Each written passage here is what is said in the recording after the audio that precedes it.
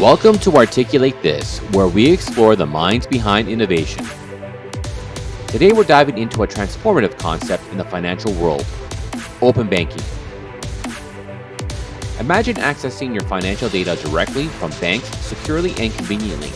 Open banking makes this a reality, redefining how we interact with our financial information. Our special guest, Saba, Shariff, a visionary in strategic innovation at Symcor, joins us to unravel the intricacies of open banking.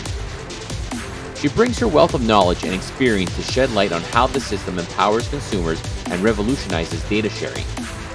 From the necessity of standards and APIs to the critical role of collaboration in this ecosystem, Saba discusses Symcor's approach to open banking and its global implications. As an inspiring leader in STEM, Saba also shares her journey offering invaluable advice to women aspiring to break barriers in technology fields. Hit subscribe and don't miss out on uncovering the future of banking, the power of collaboration, and the inspiring journey of a leading woman in tech. This is Articulate This. Let's get into it. Hi, Saba. Hi, Pat. Walk us through what is open banking and what does it actually mean? Yeah, so open banking is the ability for consumers to access their financial data, their transaction data, directly from banks in a more secure way than is traditionally done. So that's a bunch of, terms, but what does that actually mean? Pat, if you're using a third-party application like a personal financial management app, Mint was a great example, I think, of that, where you really just want to see all of your information and get the right advice for you based on your needs, your history, your assets, your liabilities, what your desires are. Maybe you're looking to purchase a home or a car. Open banking allows the data that forms those recommendations and opinions for you to take that into that third-party application or into another bank, perhaps, across all the relationships that you have. Now, what happens today without open banking is typically aggregators are in the middle. And what is an aggregator? An aggregator is an organization that will essentially ask for your credentials, your username, and your login on your behalf, and then use that information to scrape the data off of your online banking system. It's not secure. It's rife with problems and challenges in terms of the actual quality of the data that's being removed. And you as a consumer have no real control over that because you can't limit the amount of information that's being taken or stored or used. So open banking resolves for that. It basically says, here's a set of regulations, here's a set of rules that everyone's going to operate under, here's technical standards that are going to be used instead of screen scraping or using APIs. Customers are properly consenting to it. And there's a whole mechanism for what happens and, something goes wrong.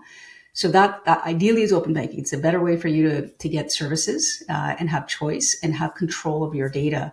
And in Canada, we've been talking about a hybrid open banking system. Most jurisdictions have either a market-led, people just do the right thing, banks make the data available through APIs, fintechs and other banks will access that data, or there's a more regulatory regime that's put in, as was done in the EU and UK when open banking first came out, basically mandated a whole bunch of banks to have data available according to a set of standards, fund the actual implementation. And that's far more regulatory in nature, very strict policies and standards set aside. But Canada's talking about more of a hybrid, which is the ideal mix of both. So that you actually segue perfect because that was going to be my question about, you mentioned the hybrid model. So does that basically mean just taking a balance of regulatory and specs, for lack of a better term, for people to utilize in the industry? Yeah, and I think hybrid it's actually what was part of the advisory committee. There was an advisory committee on open banking in Canada, and they leveraged that term. I think that was because, let's face it, Canada's way behind in terms of other jurisdictions of the appropriate implementation of open banking. This has been out in other markets since 2018, 2019, when those legislations first came out. What hybrid was intended to do is recognize that despite that, there has been movement in the industry. A lot of organizations have been doing work on standing up their APIs. Many of the leading players in Canada actually have rallied behind a common API standard. You're all doing it differently. It's not really going to work. It's not going to be open banking. It's going to be a mishmash and network and issues. So it was intended to recognize that you can't just assume that we're going to come in and maybe introduce completely new standards and obligations and wipe out the good work that's been done. With the right mix of, there should be some regulation, there should be some clarity on the rules so that people aren't left wondering what happens when something goes wrong, who owns liability, what are the standards for things like accreditation.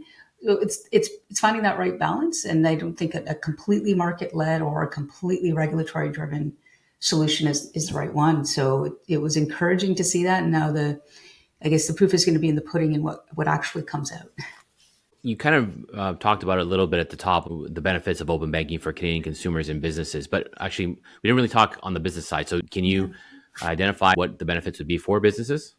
Yeah, so businesses, a lot of the use cases we hear about at Symcor for businesses have to do with things like better accounts receivable and payable activities, the ability to actually manage some simple things like payments and invoices. Tax is a big one for a business. Even just getting access to credit more easily. Let's talk about small businesses. 90% of the Canadian population, over 90% of the Canadian population actually works for a small business. And if the majority of we always talk about the big banks and the big organization institutions, but many people are either small business owners or connected to small business owners or working for one. So the ability for that organization to even get stood up, often when you're starting out in a small business, it's a sole proprietor. It's an individual saying, I've got an idea, I want to start something. How do you get access to funding and credit? So it's getting that better view of that individual, financial holdings and let's say capabilities, and making sure that they've got the easier ability to even get funded or get credit so that they can get started. So it's things like that I think are really beneficial for small businesses. There's a lot of friction in payments, and although payments is actually not part of the initial scope for open banking in Canada, we're also trying to get real-time rails finally implemented. I think that can be a really exciting future for many organizations that have a lot of friction, too many options, for them to centrally be able to manage that and make sure that invoices are paid on time or funds are coming in on time as well.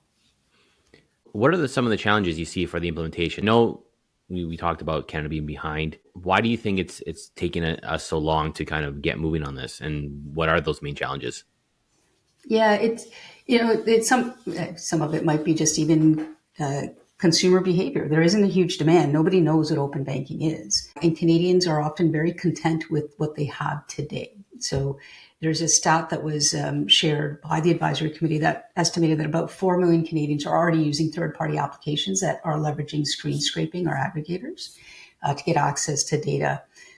That about population, that's about 10%. I think that might be a little bit high, but if you authorize your data to be shared, that's typically the way you're doing it. So one of it is just the demand perhaps on those third-party applications hasn't been as great. Doesn't mean that it shouldn't still happen. I think there's a real need for it. So without that, perhaps the political will has been a little bit delayed. I think the other thing is, people get good services today. They are quite satisfied with their existing relationships with either financial institutions or whatnot. And there are great, traction with some of the neobanks and the digital banks. Most Canadians keep their relationship with their financial institution for many, many years. The drivers for why open banking was implemented in other jurisdictions was actually very different. In the UK, there was a real lack of trust with financial institutions. That is not the case in Canada. If you ask consumers, they trust their bank. They're more willing to share data with their institution that they already have a relationship with. So that's, I think, the consumer will, or the lack of consumer will, has been part of it.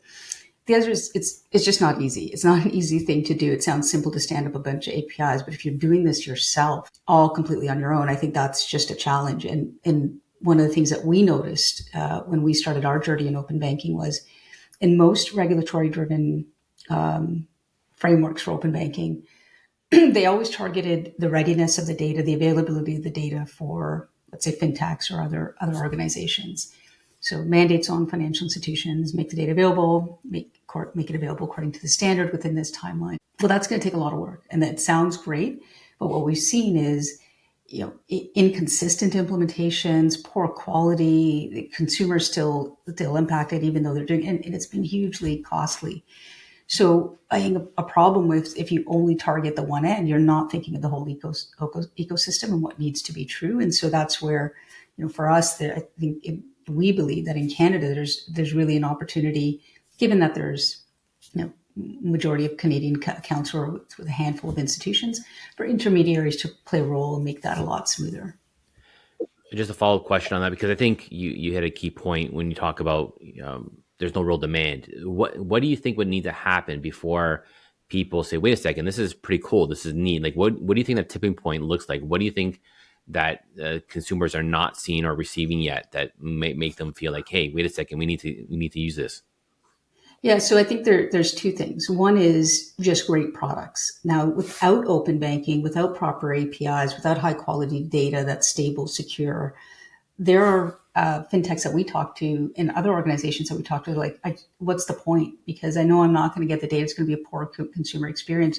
So they're actually holding back on bringing innovative products to market. And without the innovative product there, you're not really going to get the demand. So that's one part of it. I think the other neat and interesting thing is there was a study recently done about new to Canada. So immigrants, we're a country of immigrants. There's a huge wave of immigration coming in here. And many of those those immigrants are coming from countries that are almost mobile first, just by simple name. They didn't have time to build in banking infrastructure that's reliant on, mainframes and COBOL programming. Thankfully, they've got all their banking or their financial services through their phone, as an example. So they're used to far more digitally native solutions. And I think that demand, I've talked to so many people who come in, they're like, why don't we have simple things like the real-time payments, kind of ability to pay by a QR code. So I think that the combination of the two great products that will be enabled through open banking, as well as demand that's going to come from folks who are used to a more pleasing customer and consumer experience. That's very interesting. You mentioned about immigrants and that problem. I've seen this in other sort of areas in finance trying to solve that very issue. You have people that have, let's say, a credit score in their home country, but they come here and they don't have anything. And sometimes you have global companies, they're globally, but they do not share the data due to regulatory and privacy. But unlocking that for, I guess, consumers, I think that's interesting, because I think that would probably be the tipping point if we can make the case for that. On top of that, you also talk about businesses that are wanting to do business, but if they were to follow what they say best practices, they can't, because there's no data to support that. Yeah, this person is good for credit or whatever it is, because there's no data to support it. That's right. Yeah, there's, and I think that's definitely true. A future open banking that was global in nature. You throw a digital identity in there as well to say, can I trust the individual right when they land or before they even land? How are many organizations solving for it? They're setting up, systems in those countries. So they're going themselves and saying, okay, I'm going to try and, validate that individual before they even arrive. But if you've been able to get to Canada, through proper means, and you're like, why are we saying the thing that they can't get is a bank account? Why are we saying that they can't get credit? Because they obviously had some capability and means to get there. And I think that's definitely an opportunity that many organizations would embrace. You mentioned credit score, which I love, because I think there's a lot of change happening. There's some really interesting things that players are doing out there in market to look at alternative means for validating an individual's worth. And you take years ago, the example of SoFi. It wasn't that you had any history. It was that you graduated from a certain school and you had backing, and it's almost like your network was your trust score, if you will, to validate that you're a good individual who's worthy and could pay that back. I think if we can look at alternative triggers and signals, that can be huge. Let's make it okay for people who land here and easy for them to land here to contribute immediately. And that will just be beneficial for all of us. Something as simple as agreeing to what that data is. And then the second part of that is going to be that, okay, so how do we ensure that that data is real is the next big challenge. But the simple one of saying, hey, you know what, if they have a phone bill and they have whatever it is and they pay on time regularly, Can we just agree that that's good enough? And I think even that hurdle has been challenging to kind of get people to agree to. Yeah, it is hard because it's not I mean, we're not talking easy problems. If you think of a global network to be set up. Now, there's MVP ways to get at this. Like pick a Yep. country, pick a few agencies, leverage organizations that can act as a little bit of those hubs or those intermediaries, and start kind of building that visibility, because it is a network, and now we're talking about more of a global one. So definitely possible. I think we should probably have to figure out Canada's piece first, baby steps, Yep. but I think that should be where we turn our eyes to next. So where do you see open banking in Canada in the next 5 years? Do you think that, with the recent legislation and where they're saying to actually push this forward, you really feel is it another false start, or do you actually feel that this time is different? I certainly hope it's not a false start. I think I'm a glass half full person, Pat. So maybe I'll be proven wrong in 5 years. But I also know that we're working with a lot of organizations that are just eager to get this done. Even for a bank, the fact that their customers are giving away their credentials, or that screen scraping is hitting them, and the customer's probably still going to go back to the bank if the application doesn't work. It's not great for them. So we know that a lot of them are eager to move towards something that is good, sanctioned, more secure, even just to protect their own customers. And I think many of them are going to benefit on the downstream for applications that they can provide. So in 5 years, open banking should be here, should be up and running. We're certainly actively working on making that a reality with many organizations. And I would love for us to, and this is maybe too much of an optimist, why doesn't Canada leapfrog the other countries? If you look at the volumes and traction, and even in the UK that had a regulatory mandate, it took a long time. The hockey stick, it was far too long. So let's get more innovative. Let's get this data. Let's do better and bigger things. I'd love to see that. I'd love to see us move into open finance and open data. And that's what I think is a little bit worrying for me, is that we were so fixated on banking, and we've forgotten about a broader customer data right, which is maybe the approach that there were some challenges, but an approach that Australia took that I thought was really forward thinking. Think of privacy and your rights for your data, not just about my financial transactions. What about my health data, as an example? And if we could solve for those types of things, I think that could be really impactful. So I'd love to see it. I'm not sure we will, but I would love to see that in 5 years. You never know. If it takes one, it's like that one key moment, and then sometimes you have that major breakthrough. And I think that's what we're looking for, what we need to get that serious momentum going. It's like you said at the beginning. If the consumers don't really know that they have this or want this, it's tough to push it forward. But as soon as that demand is like, wait a second, you mean I can do this? And then I think there's a lot more incentive to push through. But it's good that step by step, at least we're making some progress to keep going. I think we are. So let's talk about more of Symcor's role in all of this. So how is Symcor positioned in open banking, and what specific role and services does it provide? Yeah, so a little bit about our history. We've been around for over 26 years. We've served a variety of industries, and the role we often play is that of an intermediary. So when you have to do something by yourself, whether it's something as mundane as check processing, or something maybe as more critical these days as fraud prevention and detection, an organization can certainly do that. It just often doesn't make sense, because the scale, the expertise, the cost, the ongoing maintenance, the security, and the risk prevention can often better be provided by a service provider like Symcor. And so in open banking, we could see the legislation coming out in other markets in the 2018, 2019. We kept a strong eye on it and had a belief that, back to, as I'd mentioned earlier, if you purely solve for one end and you purely said make the data available, the organizations that have the data would still have to undertake a significant amount of work. And so our first goal is, let's help them make the data available much more efficiently, much more, let's say, securely.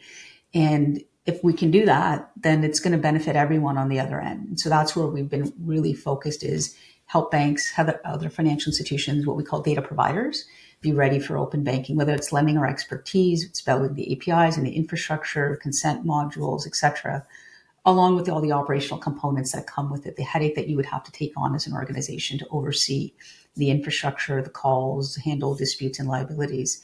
That's our roles. Let's be that intermediary. And then we can benefit data recipients, whether that's a bank or a fintech, doesn't matter, as long as they are authorized to access that data by what we assume will be some government rule or entity, then we'll make that data available. So as opposed to the many connections and the hodgepodge that would be otherwise created, we feel like we can really support that. And we do believe also in interoperability. Symcor is not going to be the only organization that's going to offer a service like that. And so it's incumbent on us and others that are playing those roles to work together. So at the end of the day, the consumer is never impacted, and we get to that goal that we're looking for. Symcor has a balance of being bank strong and fintech agile. How do you maintain this balance, especially in the context of open banking? Yeah, so this is where our history really helps. That we are definitely bank strong. Sometimes, and I, smile as it maybe bank stronger because we're held to terms by some of Canada's largest organizations. So it's quite funny. The expectations that they have on us are often higher than they would have on any other vendor, and rightly so. We really pride ourselves in that. Now, how do you do that while still remaining, to your point, fintech agile? And that's part of how we design, not only our products or systems, more so of late than not, I would say, to ensure that the base element of security, operational functions, etc., that's table stakes. We've already designed for that. And it's creating the ability on the front end to be able to be nimble, to support organizations with high touch. So even for us, it's a balance as an organization that came from check processing and statement production to this new, more fintech agile approach. But keeping that end goal in mind is so important for us, Pat. Like we're very driven by a goal to enable organizations to be ready for open banking, and it's something that we pride ourselves in. So if you see our newer applications, whether they're in the fraud space or open banking, they're very much designed with that in mind. And then I think we really believe in partnerships. We really believe in working in collaboration across the industry. We exist to make this whole thing better, not just for a handful of organizations. I really like what you said earlier about Australia and how innovative they were when they started thinking more about managing privacy versus, just specifically financial data. I think that with that approach, you do start opening up, how you talk about the regulations from a bank perspective. I think that makes it easier to collaborate across a whole ecosystem because you have the standard of how you do it versus, standard A, standard B, standard C. Like it doesn't become, it doesn't make sense. Like what is the best in class standard can we agree on, and then make that the sort of the entry point? Yeah, well, absolutely, Pat. While allowing for flexibility, for 26 years, we've used a standard for processing payments. No one organization that we deal with applies that standard in the same way. And that's where we often come in. We're like translating between different organizations. At the end of the day, whoever's receiving it shouldn't have to deal with that headache.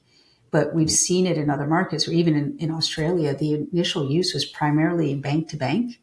Very few fintechs saw value in it, or there was not a ton of uptake in the early days. And part was they went very broad in customer data, right? They were trying to solve for energy and telco and everything in health, and they all have very different regulations. So my PII data versus my some of it's the same in health, but it is equally sensitive, I would say, in many cases, if not more sensitive sometimes on the health side.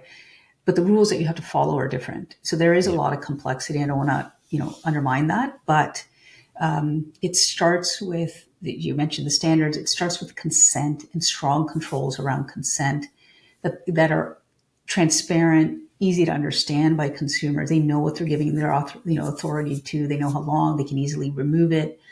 All of that, I think, is very important for us to keep in mind as well.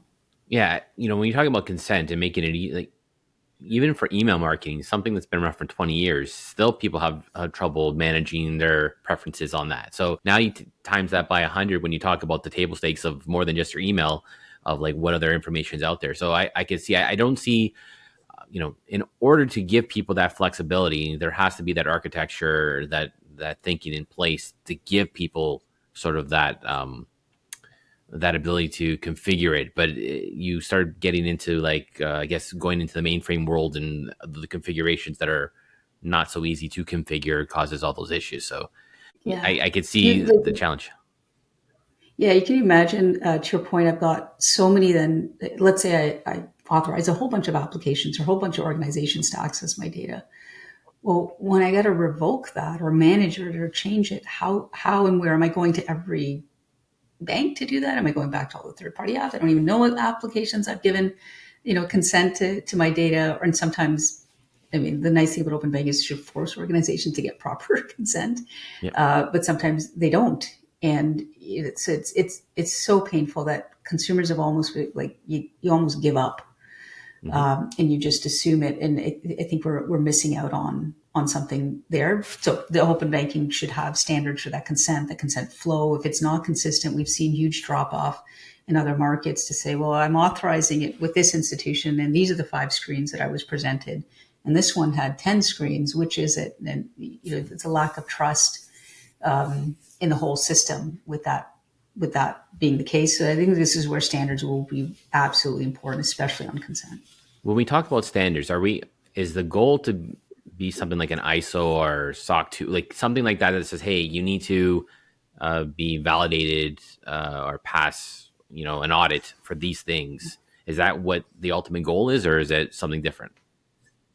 No, I think it's certainly on that, as well as more on the technical standards as well. So any data recipient, as an example, every jurisdiction you've seen, there's a level of accreditation that they have to obtain, and depending on, hopefully it's tiered. So one of the things that we've seen in other markets, if it's too onerous, you're never going to get anyone in there, and the smallest fintech is not even get a chance to get started.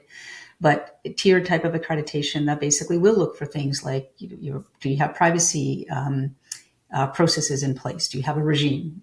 Do you meet a certain level of security, whether it be NIST or whatever? And as well as certain attestations that you have a proper corporate structure. So there's different levels of validation that or assessment that has to be done on a third party, or should be done on a third party, before they even get access to that data. That's not happening today at all. That's happening, right, because there is no regime that has been set up. That being said, there are existing organizations that have access to that data. So absolutely, yes, standards on that for accreditation and entrance. The fall economic statement, the government basically kind of alluded to, that would be more on the new recipients versus established financial, provincially or federally regulated institutions. They're already subject to a number of obligations, and so they don't need to get accredited. They will be able to access the data based on what they are already doing. So yes, there. And then the standards should also go even to the things like the APIs themselves. And they're all different. Like an API is a set of instructions for receiving data as well as data scope. That's all different. We're not going to have an open banking system. It's just going to be, again, chaos. So it extends to the APIs themselves, the security, obligations on there at a minimum. So it's, I think, on both sides. So what is a data provider putting out there, and is that consistent? And then who, for the data recipients, what are they doing to make sure that data is stored, managed, used appropriately, and securely? Let's talk a little bit about collaboration and competition. Symcor has to grow and compete, but when we talk about open banking, that is something that is, I'll use the term greater good. Everyone works together to kind of open up that standard. How do you navigate that? How do you collaborate with companies, and then how do you manage, what are the ground rules for competition? Yeah, it's a great question. I mean, I would say that's existed, a challenge that's existed for us throughout our history. We're not the only player for even the services that we provide today, but they do require collaboration, either with our customers with each other, or certainly with competitors. So first, on the collaboration side, I agree with you wholeheartedly. A lot of the organizations, we've been working with some of the largest institutions for a number of years, have approached this very collaboratively.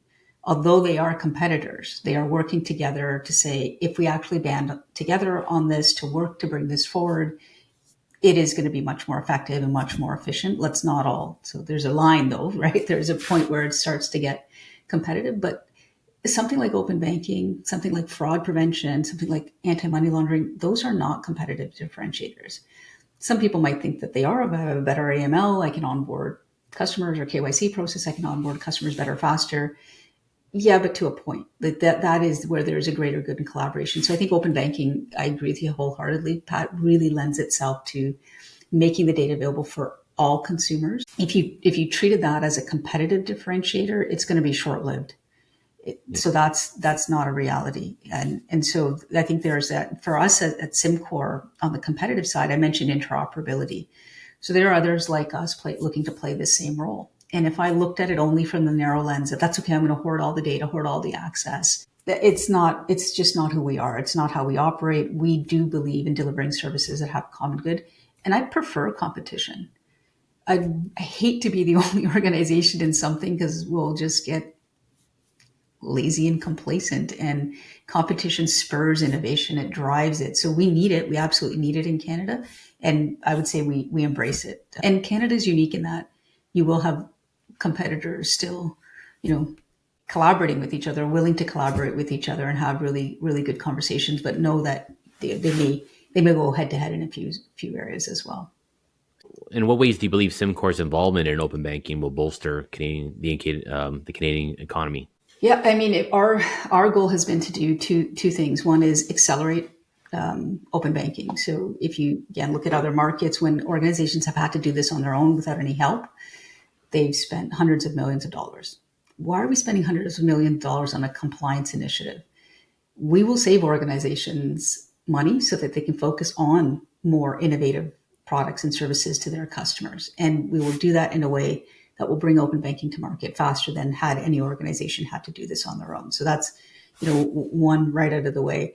And then once this data can be accessed and available to organizations that want to bring those innovative products, that's where all the benefit comes from.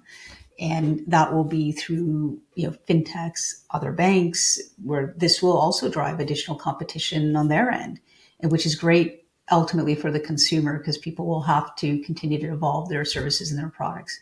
I think those are two primary ones. One is just avoid the cost and the headache. That I don't think we should be spending money on something so inefficiently. That we should not do a UK type implementation where you've got to pay 50 million, 100 million to stand up a net new entity in an organization. That's just burning money and it's not well spent. Spend it on getting this up and running to a standard and to a degree. And so it's not like there's no cost to it, but we can defer some of it. And then direct that money to the innovative products on the other end. We talked about the hybrid approach, and I think, yes, we're a little bit behind, but let's use that to our advantage. Let's see what other countries have done and how do we accelerate that here.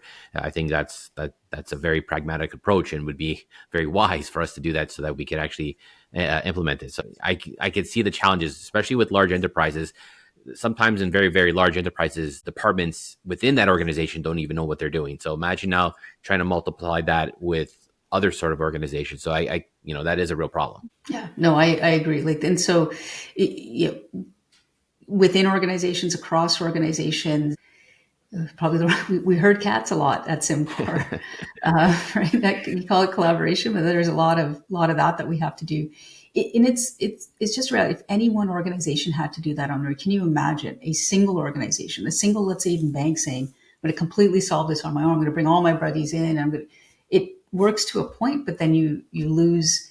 You can't, and it should not, nor should it be their expectation, or for a bunch of them to try and do this on their own. So you often have organizations that will come in and try to be that support, that intermediary, and we're very experienced at doing that. Let's transition a little bit and have some fun. So the whole idea of when I put this podcast together, I also want to learn about the person behind the innovation, behind the journey. So can you tell us a little bit about your journey to becoming SVP of Chief Strategy and Innovation Product Officer at Symcor? Yeah, for sure. I was remarking the other day that I've actually been here for 21 years. And anytime I say that, people are like, what? How long can you stay at an organization? The good news, hey, I worked at a couple of startups before joining Symcor. I even did a brief stint in telco.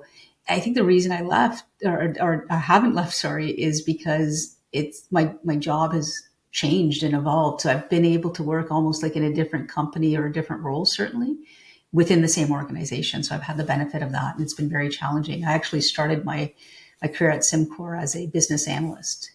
So in the tech team, then took on more larger projects and programs, had a chance to even work on M&A projects, ran our enterprise program office, had accountability for our technology services for an entire line of business, all the PMs, developers, QAs, etc.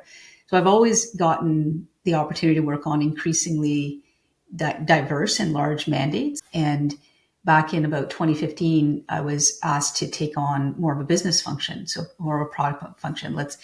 When you're delivering the technology, that's great, but you have a viewpoint and a desire to actually say, well, I want to get involved sooner. I don't want to be the implementer.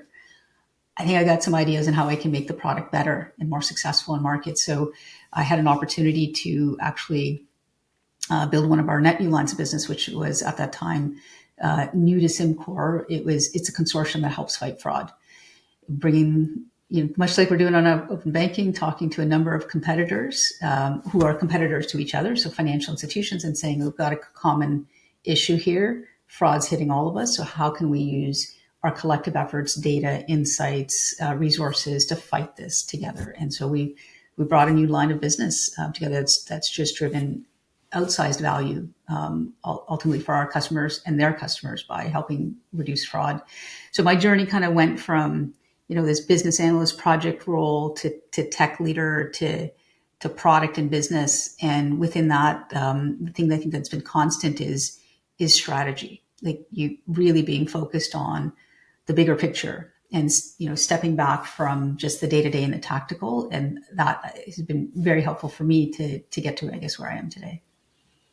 I love those stories when you talk about, business analysts to where you are now. Like it's so interesting to see the career journeys of individuals to where they are. Because, 20 years ago, 30 years ago, it's unheard of to where the jobs are. And I only see that accelerating, changing so rapidly. So I love those stories. Talk to me a little bit about your leadership philosophy. Like how do you approach leadership, especially, in technology and finance that's constantly evolving? Yeah, so my leadership philosophy is that leadership is both learned and earned. It's not a right, but it is a privilege. And I've certainly been privileged in being able to be a leader in many ways. Even when I was a business analyst, I was a leader. Leadership is not about title. It's not about rank. It's about how you evolve an organization, enable change and progress within an organization by working across functions, ranks, etc. So that is my philosophy. That I have a title today, I have a team today, but I learn and I certainly get my inspiration from those around me. And I think that's absolutely true. If you look at the younger generation, they're not looking for people to come in and necessarily tell them what to do. And nor should it necessarily be that way. Like you're going to learn. Diversity of thought is so important. So for leadership for me is really that it is both learned and earned. And I'm still learning, and hopefully I'm still earning the right to be a leader in the organization. I always like using the analogy to sports because you could see it and there's a lot of data around it, like coaching approaches. Like you'll see some of the coaches that come in with a very specific framework or mentality saying, hey, you need to follow this. And, they do get results short term, but long term, within a period of time, the players usually tune out and they stop. Like, so taking the other approach of that, building that trust with your team, getting them inspired to what that mission is, working together towards something, then you become unstoppable. Like you could get the cheap results out of the gate, but I haven't seen any coach sustain it when they try to be that sort of aggressive in their approach. Yeah, it's a box and one from Mr. Nurse over there who managed to get us a championship for sure. I think it was more inspirational. And to that point, Pat, like the one thing that I think resonates for sure with me is that people remember not what you said, but how you made them feel. Yes. And like that is so true. It's not about the words I'm going to use. It's how they ended up feeling. Did they feel good? Did they feel inspired? To your point, are they very passionate about it as well? Because it's not going to be. There's no woman or man is an island here to get things done on their own. It does take a team and collaboration. So you're 100% right. And I love the sports analogy. What has been your biggest inspiration and challenge in your career? I'll start with maybe inspiration. It's not that it's any one person, I would say, or any one thing, but maybe for me, an inspiration is just looking at my parents and their journey. So they came to Canada as immigrants, not a lot, taking a bit of a leap of faith that they could build a life here. My brothers and I were all born and raised in Canada, but we're certainly, there's no silver spoons in our mouth. They worked from the ground up. My dad had a degree. He's a draftsman by nature, but he started out as a security guard. Took whatever job he could get. My mom worked and she had kids. She was working as well part-time. And really their whole goal was to make a better life for their children here, but also their family back home. And so inspiration from that, I never take anything that I have for granted. If you could say the underlying inspiration for my work is to say, nothing is, anything can be taken away. And you have to work hard for everything that you do get at the end of the day. So I'm never settled. I'm never quite done as far as I'm concerned. I'd say my parents and their journey has been an inspiration for me. Other strong female leaders that I've had the privilege of working with, that has been very much an inspiration as well throughout my career. I think the challenge, if you put it, is maybe it's too typical for women, especially a woman of color going through the business world. You typically didn't see people like me in leadership positions. And so it's hard to sometimes relate. Like, you come from a different background, different culture, different expectations as well on women. And so that was a bit of a challenge, I would say, in the early days. I hope not so much now. I hope that that's less the case, and there's more diversity at the top. That, I think, is just table stakes for many organizations, because it helps them. You need that diversity of thought to challenge people, to challenge people's perceptions. But I would say that's maybe sometimes also self-limiting beliefs that you can put, that you don't belong, or you don't sit in an organization, or shouldn't be at the table simply because you don't look like the other people that are around that table. So self-limiting beliefs would perhaps be challenges that I think many people face and need to overcome. I love the story when you talked about your parents. I really connect and relate to that. My parents, both same situation, came here and basically started with nothing to build. Their whole purpose was building a life for my sister and myself. So it was, it's amazing to hear those stories. And like we talked about earlier, like, Canada's built on immigration and immigrants that have built this country. So that's amazing. But to go further on diversity and challenges that face, let's talk about kind of what advice you would give to women aspiring to lead in STEM fields, and what's your vision of the future in women in technology? Yeah. Well, first of all, don't give up and don't be disheartened. It was, this is last year, I was speaking at an event, university students, and I shared my story, my upbringing, my history, all that. And one of the girls came up to me and said, "Thank you for sharing. This is many years after I graduated from university," and saying, I still face the same challenge, whether it's family pressure or expectations, or I don't think I belong in a STEM field. And I was just like, why is that? This is so many years later. Why is that still the case? But I would say, don't give up. Like, I wouldn't be where I am if I gave up, if I let all the differences, the challenges, the setbacks, the questioning of my capabilities to hold me back. That would not have worked. I'd say build a strong network. That's one thing that's really helped me, is that I have a really strong network of both friends and colleagues and former colleagues that I rely on to just learn more, challenge beliefs and expectations. I think that's so important, because your network is really key. I'm an introvert by nature, so for me to go out there and build those kind of relationships, it doesn't come natural.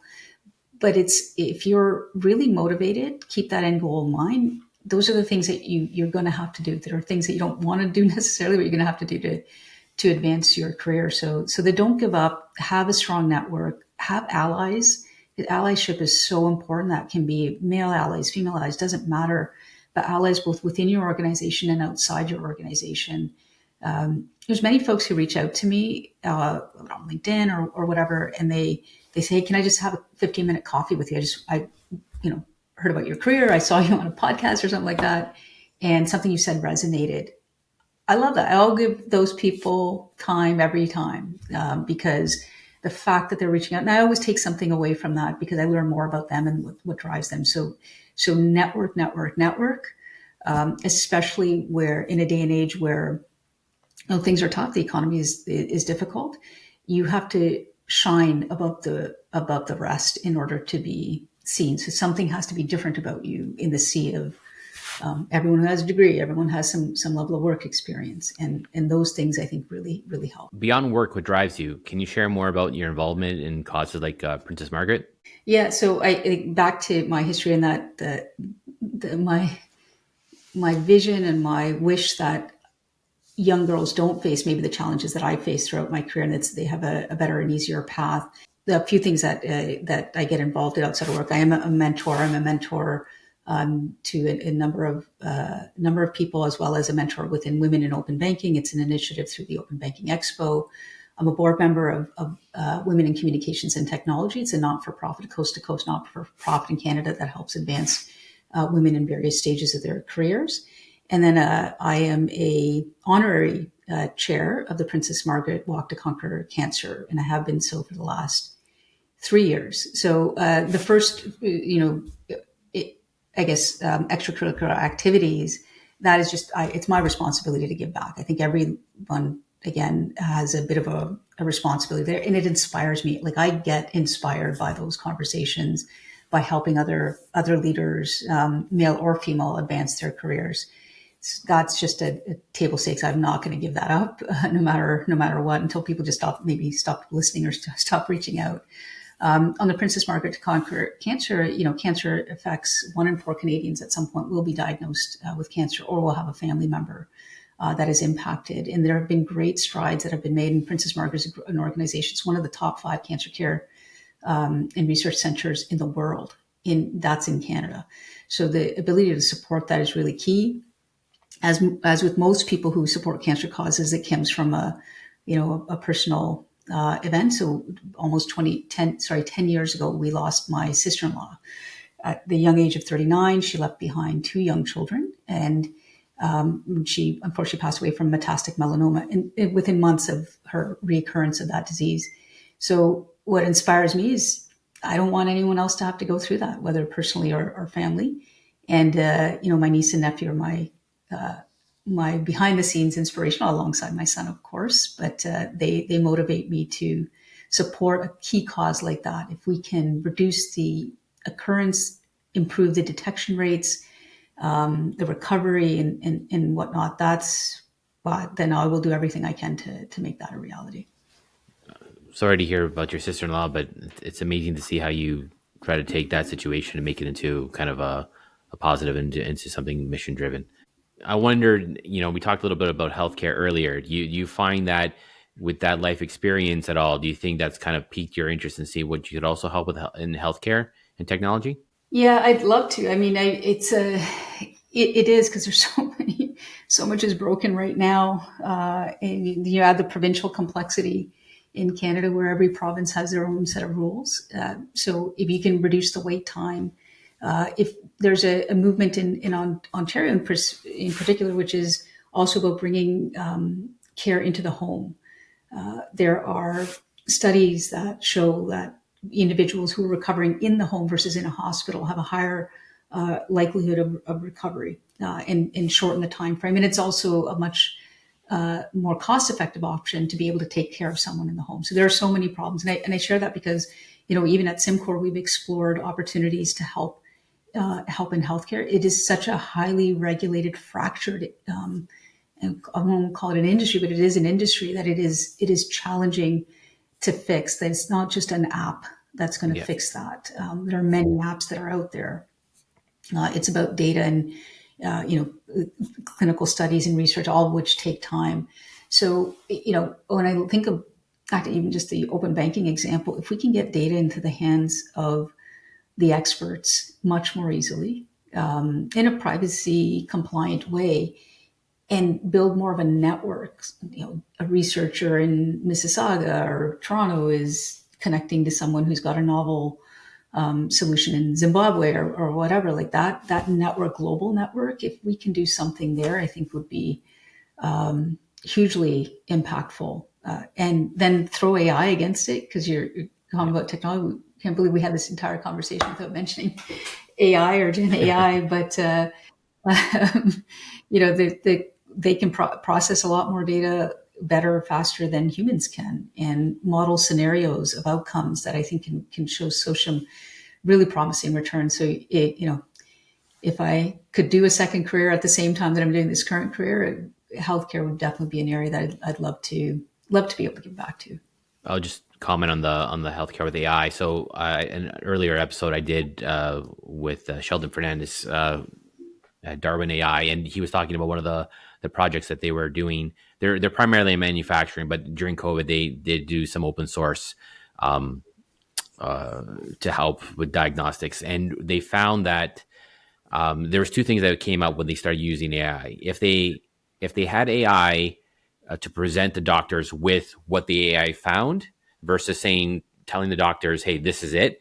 The doctors were more open to it to say, "Okay, let me look at this information, then zone in and agree." And the other interesting thing that AI started to do was it started to find areas of interest in areas where we traditionally did not look. So they were finding patterns in other areas that we traditionally never looked for, and they're like interesting. And then they started looking there, and then now you can get more preventative and maybe get to the root cause of what's causing the issue. So I agree that there's a lot of amazing things that you can unlock with AI. It goes back to governance, it goes back to trust, privacy, all those challenging things that we're facing, even on the finance side. But lots of promise coming from that side. I agree. That's a great example. I can't thank you enough for this conversation. I really enjoyed it. It was great. But before we go, where can people connect with you and find you? So LinkedIn is probably the best way. I'm active on LinkedIn. Send me a direct message, and I'm happy to connect. Thanks again for joining, and take care. Thank you, Pat.